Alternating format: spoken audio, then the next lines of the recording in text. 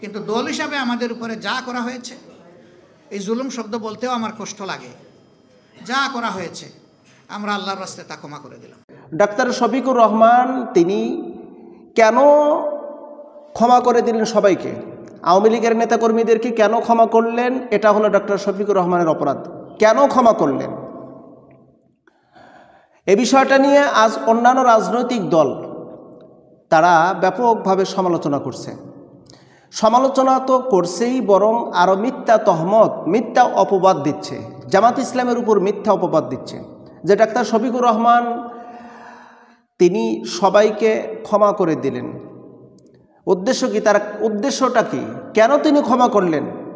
অথচ এই আওয়ামী লীগের দ্বারা জামাত ইসলামের নেতাকর্মী, অসংখ্য নেতাকর্মী নির্যাতনের সম্মুখীন হয়েছে, অসংখ্য আলেমে দ্বীন ফাঁসির কাষ্টে ঝুলে শাহাদাত বরণ করেছে, অসংখ্য ছাত্র শিবির যারা শহীদ হয়েছে, অঙ্গহানি হয়ে গেছে, এমনকি তাদেরকে গুম করা হয়েছে এই আওয়ামী ফেসিবাদের দ্বারা। অথচ ডক্টর শফিকুর রহমান তিনি তার বক্তব্যে শুরুতেই যখন এই ফেসিবাদের পতন হলো, এই শেখ হাসিনার যখন পতন হলো, তিনি সঙ্গে সঙ্গে তিনি একটা ভাষণ, জাতির উদ্দেশ্যে তিনি একটি বক্তব্য দিলেন। তিনি বললেন, আমার সংগঠনের প্রিয় রাহবার, প্রিয় নেতা কর্মী, প্রিয় বন্ধু, প্রিয় দেশবাসী, আপনাদের প্রতি আমার আকুল আবেদন, আপনারা কেউ নৈরাজ্য করবেন না, আপনারা কেউ প্রতিশোধ পরায়ণ হবেন না, কারণ প্রতিশোধের মধ্যে কোনো আনন্দ নেই, প্রতিশোধের মধ্যে আনন্দ নেই, বরং ক্ষমার মধ্যে অনেক আনন্দ রয়েছে। এরপরে তিনি তার বক্তব্য তিনি বললেন, বাংলাদেশ জামাত ইসলামের পক্ষ থেকে আমি সবাইকে ক্ষমা করে দিলাম, ক্ষমা করে দিলাম। এই কথাটা কিন্তু ডক্টর শফিকুর রহমান সাহেব তিনি বললেন, তিনি কিন্তু ক্ষমা করে দিয়েছেন সবাইকে। এই কথা বলার পরেই তিনি বলতেছেন যে চিহ্নিত যদি কোনো ব্যক্তি অপরাধী হয়, যেটা ক্ষমার অযোগ্য, সেটার বিচার করবে আইন, আমরা কোনো বিচার করব না। খুব সুন্দর কথা তিনি বলেছেন। আর এই কথাটাকে নিয়ে অন্যান্য রাজনৈতিক দলের নেতা কর্মীরা তারা বলতেছে যে বাংলাদেশ জামাত ইসলামের ডাক্তার শফিকুর রহমান আমির সাহেব ক্ষমা করলেন কি জন্য? তারা মিথ্যা অপবাদ দিচ্ছে যে আওয়ামী লীগের সাথে আবার লিয়াজো করবে, আওয়ামী লীগের সাথে ঐক্যজোট হবে। আবার একদল বলতেছে না, আওয়ামী লীগের সাথে ঐক্যজোট তো নয়, বরং আওয়ামী লীগের ভোট পাওয়ার জন্য তিনি আওয়ামী লীগকে এই সাধুবাদ দিয়েছেন, আওয়ামী লীগকে ক্ষমা করে দিয়েছেন। আবার কেউ বলতেছেন যে এটা হলো তাদের মৌখিক শব্দ, ভোট পাওয়ার পরে তারা যদি সরকার গঠন করতে পারে তখন নির্যাতনের স্টিম রোলার চালিয়ে দেবে আওয়ামী লীগের উপর, বিএনপির উপর। এটা নাকি অন্যান্য রাজনৈতিক দলের নেতাকর্মীদের বক্তব্য। মূল কথা হলো বাংলাদেশ জামাত ইসলাম কারোর ব্যক্তিগত মতে চলে না, কারোর নিজস্ব চেতনার উপরে বাংলাদেশ জামাত ইসলাম চলে না। বাংলাদেশ জামাত ইসলামের নেতৃবৃন্দ, কর্মী, সমর্থক সবাই চলে জামাত ইসলামের যে একটা রুল আছে, সেই রুলটা হলো আল্লাহর জমিন আল্লাহর দ্বীন কায়েম হবে। কোরআন এবং সুন্নাহ অনুযায়ী বাংলাদেশ জামাত ইসলামের রুল, অতএব কোরআন সুন্নাহ অনুযায়ী তারা পরিচালিত হবে, পরিচালনা করবে। এখানে কারোর ব্যক্তিগত মত, ব্যক্তিগত চিন্তা, ব্যক্তিগত অভিমত প্রকাশ করার কোনো সুযোগ নেই। কারণ হলো মূল থিম হলো কোরআন অ্যান্ড সুন্নাহ। কোরআন কি বলে আর সুন্নাহ কি বলে? কোরআন বলতেছে ইউসুফ আলাইহিস সালাম যখন মিশরের গভর্নর হলেন, মিশরের যখন প্রেসিডেন্ট হলেন, হযরত ইউসুফ আলাইহিস সালাম, আশেপাশের অন্যান্য রাষ্ট্রের ব্যাপক দুর্ভিক্ষ, মিশরে খাদ্য মওজুদ, ইরান থেকে ইয়াকুব আলাইহিস সালাম তার 10টি সন্তানকে পাঠালেন মিশরে, যাও খাদ্য কিনে নিয়ে আসো। খাদ্য কেনার জন্য তিনি মিশরে আসলেন। তারা 10 ভাই মিশরে আসার পরে হযরত ইউসুফ আলাইহিস সালাম 10 ভাইকে চিনলেন, তাদেরকে উত্তম আপ্যায়ন করলেন, খাদ্য দিলেন, এমনকি খাদ্যের বিনিময়ে যে টাকা, সেই টাকাগুলো তিনি ব্যাগ দিয়ে দিলেন। পরবর্তীতে তাদেরকে আবার আমন্ত্রণ করলেন, এমনকি ইউসুফ আলাইহিস সালামের একটি ভাই, আপন ভাই, সহোদর ভাই বনিয়ামিনকে আনার প্রস্তাবও দিলেন। অনেক লম্বা কথা আমরা ভালো করে জানি। অতঃপর বনি ইয়ামিন সহ ওরা 10 ভাই যখন আসলেন, বনি ইয়ামিনকে খুব কায়দা কৌশলে রাখলেন। এই ইতিহাস আমাদের সবার জানা। অতঃপর ইউসুফ আলাইহিস সালামের 10 ভাই কেনান গেল, কেনান থেকে আবার চলে আসলেন। আসার পরে তিনি এবার 10 ভাইদের সামনে পরিচয় দিচ্ছেন যে আমার অমক, তোমার নাম অমক, তোমার নাম অমক, এভাবে 10 ভাইয়ের নাম বললেন। আর বলার পরে বলতেছে, তোমরা কি আমাকে চিনেছো? বলছে না। বলে, আমি সেই তোমাদের ইউসুফ, যাকে তোমরা কূপের মতো ফেলে দিয়েছিলা।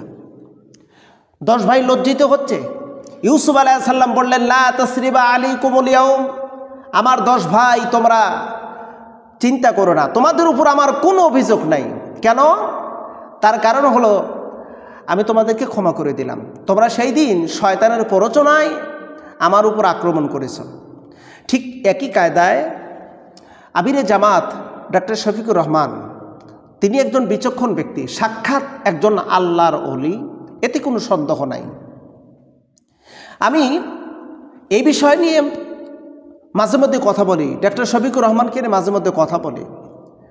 তিনি কত সুন্দরভাবে জনগণকে তিনি বললেন, মানুষকে বললেন যে আমরা অতীতকে ভুলে যাই। অতীতকে ভুলে যাই কেন? অতীতকে ভুলবো না, কারণ অতীতকে যদি না ভুলি তাহলে আমাদের ভিতর প্রতিশোধ পরায়ণতা আসবে, প্রতিশোধ পরায়ণতা আসবে। আর প্রতিশোধ যদি আমাদের ভিতর চলে আসে, ইতিপূর্বে যারা 16টা বছর দেশকে শাসনের নামে যারা শোষণ করেছে, এই শোষণ করেছে, নৈরাজ্য সৃষ্টি করেছে, সন্ত্রাস, জঙ্গি, গুম, খুন, হত্যা, মামলা মোকদ্দমা ইত্যাদি যা কিছু করেছে, এক কথা হলো ইন টোটাল নৈরাজ্যের রাষ্ট্র তৈরি করেছিল। এখন তারা বিতাড়িত হয়ে গেছে, তারা বিতাড়িত হয়ে গেছে।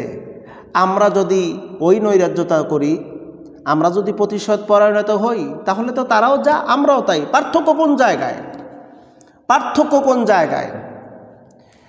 এই জন্য ডক্টর শফিকুর রহমান আমিরে জামাত তিনি সবাইকে ক্ষমা করলেন। ক্ষমা করার উদ্দেশ্য হলো, ক্ষমা একটা মহৎ গুণ। আল্লাহ সুবহানাহু ওয়া তাআলা বলেছেন, আল্লাহ আফিনা আনিন নাস, তোমরা মানুষকে ক্ষমা করে দাও। আর আল্লাহ রসুল সাল্লাল্লাহু আলাইহি ওয়াসাল্লাম বলেন, যে ব্যক্তি পৃথিবীতে মহা অপরাধীকে ক্ষমা করে দিবে, কিয়ামতের ময়দানে আল্লাহ পাক তাকে ক্ষমা করে দিবেন। পৃথিবীর মানুষকে যদি ক্ষমা করে দেয়, আখিরাতের ময়দানে আল্লাহ তাকে ক্ষমা করে দিবে। আর আমাদের উদারতার পরিচয় এই জন্য দিচ্ছি, আমরা বুঝাইতে চাই একমাত্র কল্যাণ ইসলামের ভিতরে, একমাত্র কল্যাণ শান্তি কোরআন সুন্নাহর ভিতরে, একমাত্র কল্যাণ কোরআন এবং সুন্নাহর জীবন জিন্দিগির ভিতরে। আর বাংলাদেশ জামাত ইসলামের লক্ষ্যই একটা, গোটা বাংলাদেশে কোরআন এবং সুন্নাহর জীবন জিন্দিগি পরিচালিত হোক। গোটা বাংলাদেশের টেকনাফ থেকে তিতুলিয়া, রূপসা থেকে পাথুরিয়ার সমস্ত মানুষ যেন এই কোরআন এবং সুন্নাহ দিয়ে যেন জীবন পরিচালিত করে, এটাই হলো বাংলাদেশ জামাত ইসলামের লক্ষ্য। আমাদের চিন্তা ভাবনা হলো আল্লাহর জমিনে আল্লাহর দিন কায়েম হয়ে যাক। তবে আমরা তাদেরকে বলি, আপনারা যারা সমালোচনা করছেন, জামাত ইসলামের বিরোধিতা শুরু করেছেন, এইটা বাদ দিয়ে দেন। তার কারণ হলো, আপনারা যদি বাদ না দেন তাহলে শুনে রাখেন, জাতি কিন্তু চিনে গেছে, জাতি আপনাদেরকে চিনে গেছে। বাংলাদেশের যেমন স্বৈরশাসকের যেমন কোনো স্থান নাই, তদ্রূপভাবে বাংলাদেশের ওই মুনাফিক নামক কপট ইসলামদ্রোহী, কোরআন সুন্নাহদ্রোহী এদের কিন্তু স্থান হবে না, স্থান হবে না। বাংলাদেশের তৌহিদি জনতা চিনে গেছে, জেনে গেছে, বাংলাদেশে একটা মাত্র সুশীল সংগঠন যদি থেকে থাকে তাহলে বাংলাদেশ জামাত ইসলাম। হ্যাঁ, আপনারা আপনাদের সততা দিয়ে আপনারা কাজ চালিয়ে যান, সততা দিয়ে কাজ চালিয়ে যান, কারণ আপনাদের কাছে সততা নেই। সততা যদি থাকতো তাহলে সেখানে আপনাদের এই কর্মকাণ্ড হতো না। অতএব আমরা মুখ খুলতে চাই না, আপনারা আমাদের বিষয়টা নিয়ে অতিরঞ্জিত সমালোচনা করবেন না। ডাক্তার শফিকুর রহমান সাহেব, বাংলাদেশ জামাত ইসলামের শ্রদ্ধেয় আমির মহোদয়, তিনি অবশ্যই শুরা সদস্যদের সাথে বসে বৈঠক করে এরপরেই কিন্তু তিনি সিদ্ধান্ত মোতাবেক সাংবাদিক সম্মেলনে তিনি কিন্তু বলেছেন। অতএব সমালোচনা নেই, সমালোচনা থেকে ফিরে আসুন। আল্লাহ সুবহানাহু ওয়া তাআলা আমাদের সঠিক বুঝ দান করুক। আমিন সুম্মা আমিন।